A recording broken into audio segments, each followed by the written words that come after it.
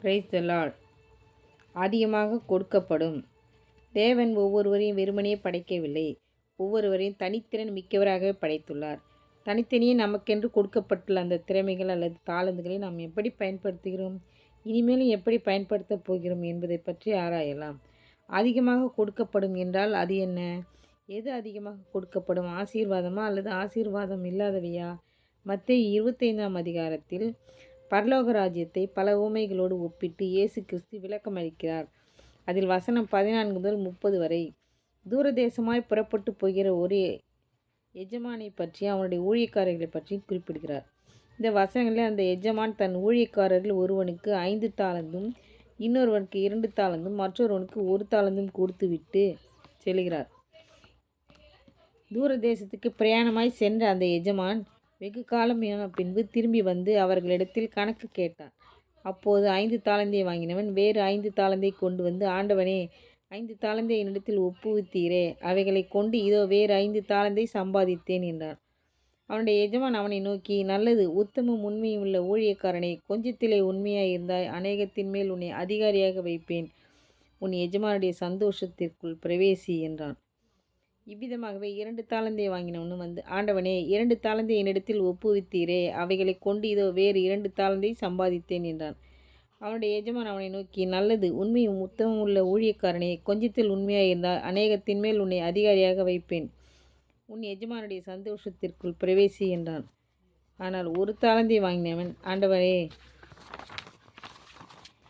நீர் விதைக்காத இடத்தில் அறுக்கிறவரும் தெளிக்காத இடத்தில் சேர்க்கிறவருமான கடினமுள்ள மனுஷன் என்று அறிவேன். ஆகையால் நான் பயந்து போய் உமது தாளந்தை நிலத்திலே புதைத்து வைத்தேன். இதோ உம்முடையதை வாங்கி கொள்ளும் என்றான். இந்த உவமையிலிருந்து நீங்கள் அறிந்து கொள்வது என்ன? தேவன் உங்களுக்கென்று கொடுத்த தாளந்துகளை அவருடைய நாமத்தின் மகிமைக்கென்று பயன்படுத்தி அதை பெருக்குகிறவர்களாக இருக்கிறீர்களா?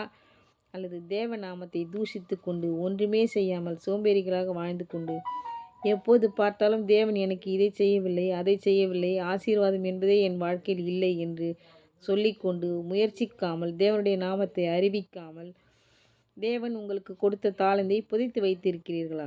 இன்றே மனம் திரும்பி இந்த புதிய ஆண்டில் இருந்தாவது தேவனுடைய நாமத்தை மகிமைப்படுத்தும்படி உங்கள் தாளந்தை பயன்படுத்துங்கள். அப்படி பயன்படுத்த தீர்மானிப்பீர்களானால் 5 தாளந்துடன் பெற்ற ஆசீர்வாதத்தை பெறுவீர்கள். அந்த எஜமான் 1 தாளந்தை வாங்கி அதை பயன்படுத்தாமல் புதைத்து வைத்திருந்தவனிடம் அதை வாங்கி 10 தாளந்து உள்ளவனுக்கு கொடுங்கள் என்றான். உள்ளவனவனோ அவனுக்கு கொடுக்கப்படும், பரிபூர்ணமும் அடைவான். இல்லாதவனிடமிருந்து உள்ளதும் எடுத்துக்கொள்ளப்படும் என்றார். ஆம், அப்படிப்பட்டவர்களுக்கு அதிகமாய் கொடுக்கப்பட்டது. உள்ளவன் எவனோ அவன் உண்மையும் உத்தமமாய் ஜீவிக்கும்போது இன்னும் அதிகமாய் கொடுக்கப்படுகிறது. இல்லாதவனிடத்திலிருந்து உள்ளதும் எடுத்துக்கொள்ளப்படுகிறது. இக்கூற்று ஒருவேளை உங்கள் பார்வையில் அல்லது உலகத்தார் பார்வையில் அநியாயமாக காணப்படலாம். உண்மையின் நியாயமும் இதுதான் பிரியமானவர்களே. நமக்கு உலகப் பொருட்கள் மேல் கொள்ளை ஆசை. அதை வாங்க வேண்டும், இதை வாங்க வேண்டும். அவர்கள் வைத்திருப்பது மிக அழகாக இருக்கிறது, அதை போல நமக்கும் ஒன்று வேண்டுமென்று அடுக்கிக் கொண்டே போகிறவர்கள் அநேகர்.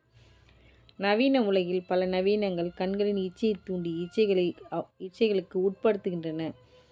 எனவே நாம் சில வேளைகளில் இப்படியாக நினைக்கிறோம், இல்லாதவனிடத்தில் உள்ளதை எடுத்துக்கொள்வது பாவமா, அவனிடத்தில் உள்ளதை எடுத்துக்கொள்ளலாமா என்றெல்லாம் நினைத்து உள்ளவனை பார்த்து பொறாமை கொண்டு அவனுக்கு ஏன் இன்னும் அதிகமாக கொடுக்கப்படுகிறது என நினைக்கிறோம். அன்பு சகோதரிகளே, வசனம் ஒருபோதும் தவறிழைக்காது. அது 7 தரம் புடமிடப்பட்டவை.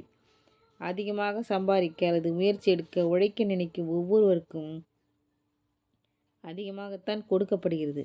அப்படிப்பட்டவர்கள் பரிபூர்ணம் அடைவார்கள். இந்த புத்தாண்டிலாவது நம்முடைய எண்ணத்தை மாற்றிக்கொண்டு தேவனால் நமக்கு கொடுக்கப்பட்ட தாளந்துகளை புதைத்து வைக்காமல் பயன்படுத்தி பெருக்கி காட்டுவோம். இந்த புத்தாண்டில் பரிபூர்ண ஆசீர்வாதங்களை பெற்றுக்கொள்வோம். கர்த்தர் தாமே நம் அனைவருக்கும் உதவி செய்வாராக. ஆமீன். Thank you Lord.